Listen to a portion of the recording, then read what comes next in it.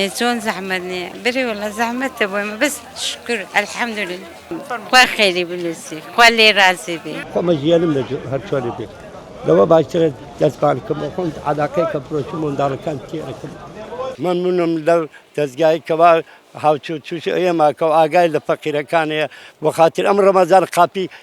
ومن دي قبل كل شباب خوادي قبل كم درجه بو احسان النسيه بازار باشه بس بون رمضان بازار توزي كذا بله منو بيرجلك دوان حاجي ادريس ما خوالي زاد خوالي برطة خوا بخم يا خوا خوالي قبلك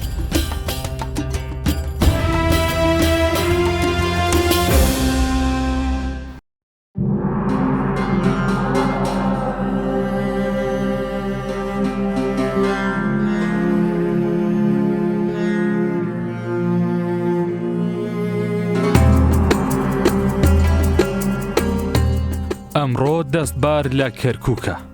لە شاری قەڵاو و ڕەنج لەو جێگەیەی نانی حەڵاڵ تامی کەرامەت دەدات و لەو خاکەی شکۆی نیشتیمانە لێرە شەقامەکان تەنها ڕێگە نین بەڵکو گۆڕەپانی جەنگی ئەو مرۆڤە مەردانان کە لە نێوان تەمەن و ماندوێتیدا تەنها سەربەرزانە دەژین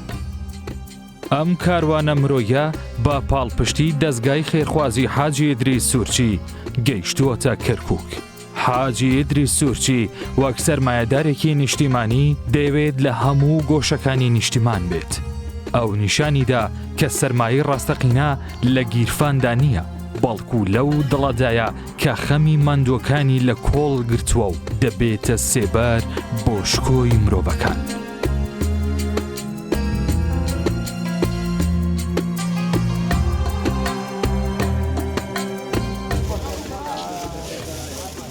پیرەپیاوێک لە سوچێکی شار مووس و شکارتە دەفرۆشێت تەمەنێکی زۆر و جەستەیەکی ماندوو بەڵام ئیرادەیەکی پۆڵاین بۆ نانی پاک ئەو بە هەناسەیەکی ساردەوە گەرمترین سڵاوی وەفا بۆ حاجی ئیدریس سوورچی دەنێرێت و دەڵێت نانی حەڵاڵ شکۆی تەمەنە دەست ماتوو قابتە بەخێر بێ یاخوا لەخوا بە زیاد باشین لەخوا بە زیادێ وەڵا شخاتەیە موسە بەڵێ ڕۆژەیە 5-6 بە جۆرەی ڕستخوا چەندێکی دابێەوەێ زیاتر کەمتر بازار باشە بەس بۆ نە ڕەمەزان و بازار تۆزێ کزە بەڵێ من و پیرێژرێک دوان بەڵێ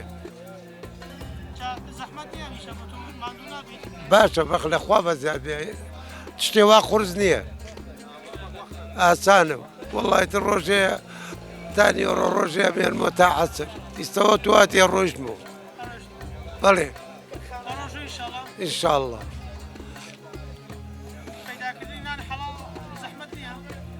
وەڵی خوا ڕزقەدا بەدەست بەشەر نییە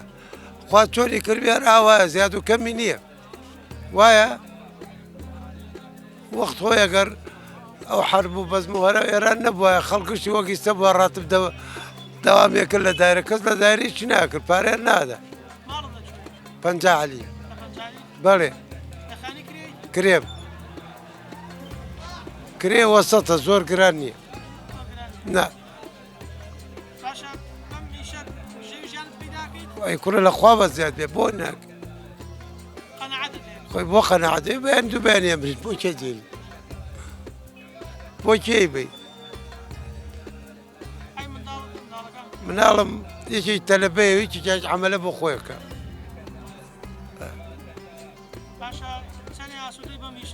وەڵا باشین لەخوا بە زیاد بێ عەیبی نییە چونکە هیچ ئەرکێ قورسی لەسەرم نییە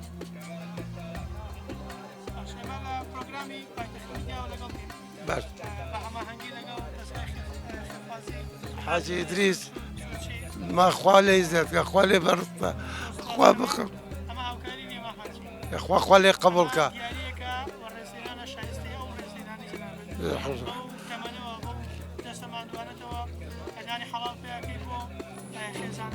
ئینشاءڵڵا خوا ڕزق حاجی ئیدریس خوا بفرێت بدایە لەگەڵ ئێوەیە خوا وەڵی حاجی ئیدریس سوورچی یەکەم ڕابەر یەکەم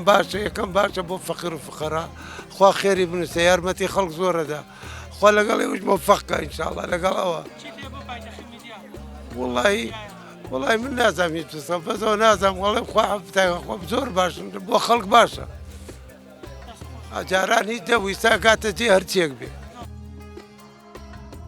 باوکێکی چەماوە بە عەلاگەیەکەوە وەستاوە هیلاکیەکەی هێندەی تەمەنی قورسە بەڵام دەڵێت دەست بۆ کەس پان ناکەمەوە و لە پێناو خێزانەکەیدا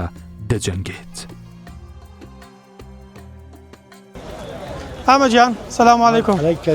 خۆتەدا باشی؟ الحەمدولillah باوکم. خەریک چیت لێرە؟ بەخوا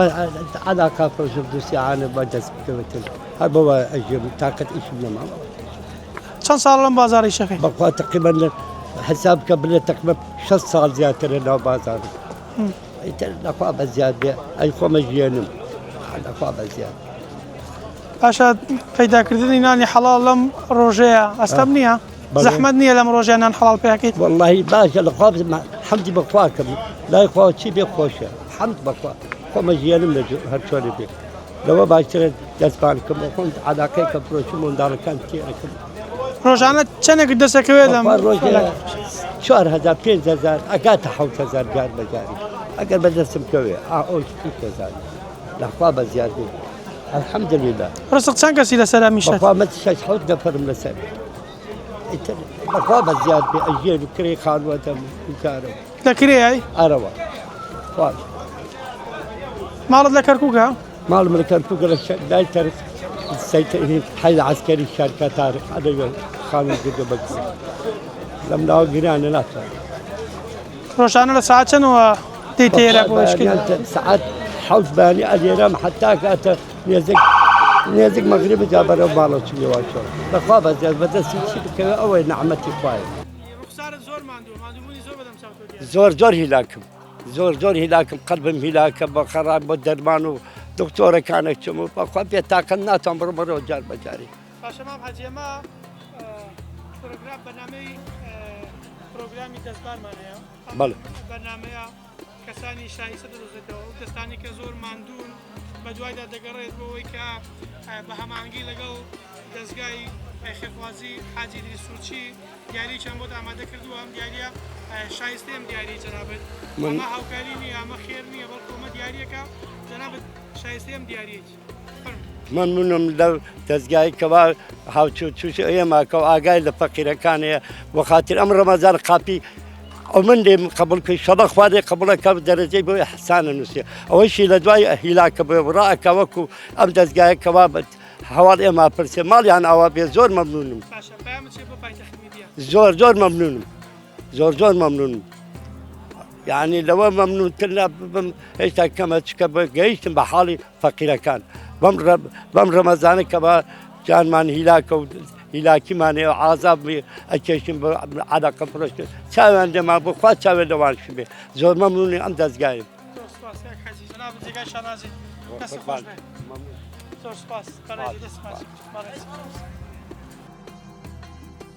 دیمەنێک دڵ دەهەژێنێت دایکێک و کچە خاوەن پێداویستیەکەی تا تاریکانی شەو لەسەر شەقامن ئەوان نانی سەربەرزانەیان هەڵبژاردووە و نایانەوێت تەسلیمی بێدەسەڵاتی بن ئەمانە پاڵەوانە ڕاستەقینەکانی شارن کە بێدەنگانە وانەی سەربەرزی دەڵێنەوە. سلام علیکم. چۆنی دایگە؟ حیاتەکە داشی بە قوربان چیەکەن لێرە چیە فڕۆشن؟ وەڵای وردەوارە بفرۆشین. باشە ئەمە ڕۆژانە چە ساعت دێنێ لێرەیشن؟ وەڵای 2 ساعتە 3 ساعتە هەیە بۆ 4 ڕوا 4 ساعت. ژەوی چەند کەس لەسەر میشەیە؟ وەڵا 4 نەفەرین. 4 کەسن؟ ئەرێ وەڵا. باشە ماڵتان ئەفەیلەقین. لە خانوو کریانە خانوو خۆتان؟ بەخوا کە لاوەیەکە تێدا ئیدارەمان کردەوە چەند ساڵە بەس بەخوای درۆپە و شتی وهاشەکە درۆپاکە بارانە دێت سەرمانەگرێ بەخوا. باشە بەم مردەواتانە ژەوی 4 کەسی پێ پەیدا کرێ؟ ئەی وەڵای چی بکەین مەجبورین ئەوە ژیانەکەی ئەو هایەکە چی بکەین. ڕۆژانە چەندێکان دەستەکەوێت لە میشە ئەگە بۆ تاخیر دوای عیشا بچین و 20,000 ئەگە دوای عیشا درەنگ بڕۆینەوە 20,000 ساعت چەندەوە دێنێ سعات یەکەوە دێن یەکەوە ئەکەی حتى دوای عیشا پێش عیشا ڕۆینەوە ئەوە ئیشەڵڵا ئیشەڵڵا لەگەڵ ڕۆژە گوت ناچۆن بۆ خوا کاکە عیب نەبێ خۆم یەک کلێم هەیە ئەگەر خوا هیدایەتم بدا ئیشەڵڵا بەنیازم هەمووی بگرم بە تەمای خوای ئینشەڵڵا خوای هیدایەت بدا پێم بڵێ پەیداکردنی نانی حەڵاڵ بەم شێوەیە ئەستەم نییە خولست نییە چۆن زەحمەت نییە بری وەڵا زەحمەتە بۆ ئێمە بەس شکر ئەلحەمدولillah ئەم دادیە چیتە بێنێنە ئەوە کچمە کچتە دەڵێ پێم وابێ خاوەن پێداویستی تایبەت ئەرێ وەڵا معاشیشی نییە نا وەڵا معاشیشی نییە بەخوا 27 ساڵە معاشم نییە ئەرێ وەڵا تەمەنە 27 ساڵە معاشی نییە چی بکەین مەجبورین کاکە بینین ئێرەتانشی نانی خۆمان پێکەین چەند ساڵێ وە لێرە ئیشەکەن سەرم والله ئەوە والله ساڵێکە بێ ساڵ بۆچی هاتم بۆ ئێرە بۆ لێرە ئیشەکەن ئەی چی بکەین کاکە نەبوونی قەرزارم بەخوا قەرزاریشن ئەرێ بەخوای باش ئەمە پایتەخت میدیا پرۆگرامی دەستباری ئامادە کردووە لەم پرۆگرامەدا ئەو کەسانە دەدۆزینەوە کە بە هەوڵ و ماندووبوونی خۆیان ئەو کەسانێک کە زۆر ماندوون پارەقی نەوچوانی خۆیان بژێوی خێزانەکەیان پەیدا دەکەن ئەمە بە هەماهەنگی لەگەڵ حاجی ئیدی سوورچی سەرمایهداری نیشتیمانی دیارێکشان بۆتان ئامادە کردووە ئەمە هاوکاری نییە ئەمە خێر نییە ئەمە سەدەقە نییە بەڵکو ئەمە دیاریەکە ئێوە شایستەی ئەم دیاریە بە قوربانت خوا خێری بنووسی خوا لێ رازی بێ لێرە پێمتان چییە بۆ والله دەستگای خێرخوازی حاجی ئیدی سوورچی زۆر زۆر مەمنونیم خوا لێ رازی بێ خوا خێری بنووسی خوا خێری بنووسی دەست و چاوی خۆش بێ خوا مرازی بدا ئیشەڵڵا مەدەمەوە نەخێرکەرە ئەو نەی بۆ پایتەخت میدیا زۆر زۆر مەمنونم هاجان پێمتان چی بۆ پایتەخت میدیا والله دەست و چاویان خۆش بێ یاریان پێ بدا ڕێزیان لێ بگرێت دەست و چاویان خۆش بێ خوا پارادرێژیان بکە ئیشەڵڵا خوا مرازیان بدا کەوا دەستی یارمەتی فەقیر دەدەن خوا لێیان رازی بێ بە قوربە حیاتەکەم سەربەرزی پێتان دەستان خۆش بەڕێز زۆر سوپاس گەنجێکە کە لە ترسی خوداگەڕاوەتەوە سەر ڕێگەی حەڵاڵ و شیرینی دەفرۆشێت ئەو کار بۆ نانێکی سربەرزانە دەکات و کەمی داهات کاری تێنەکردووە سەرڕایەوەش یارمەتی خێزانەکەی دەدات پێم بڵێ خێریکی چیت خەریکی شردن الحەمدولله شیرینی بەڵێ الحەمدولله فەزڵی خۆی گەورەی زۆر زۆروران باشە لا یوکەلیف الله نەفسا ئیلا وسعها خۆی گەوری هیچ بارە نادا بەسەر کەسێک ئەگەر پی جێبەجێ نەکرێت و تەحمولی نەکات وای بووی هەوڵم دا کەسابەتێکی حەڵال بکەم یەکەم شت ئیشی خۆم بێسەر بەخۆ بم دووەمیش کەسابەتی حەڵال شکۆلە دنیا پرسیارمە لێکرێ چۆن بەچی پەیامان کردووی تر هەوڵە دین بە حەڵاڵی پایکەین و شتێ پاک و تەمیز و حەڵال بێت پەیداکردنی نانی حەڵال لە ڕۆژەدا ئەستەم نییە بەڵێ بەتاشید بەبووی ئەوەی کە سەردەمەکەی سەردەمی فیتنەیە و خەڵکی خراپ زۆر بووە بەتاشید کەسابەتی حرامیش زۆر بووە کەسابەتی حەڵالەکە تۆزە خورس بوو بۆنەوە پێشتر پێش ڕەمەزان بڵێ نەر 12 ساعت کارمە کرد بەڵام ئێستا تقریبا لە ساعت 1:30 و بە 5:30 لێرم نەچوومە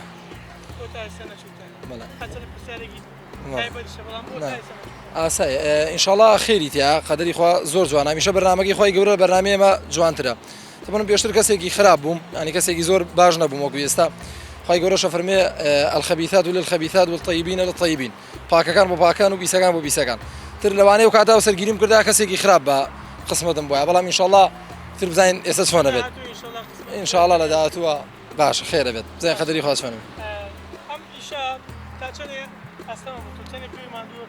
وڵی بەتاکید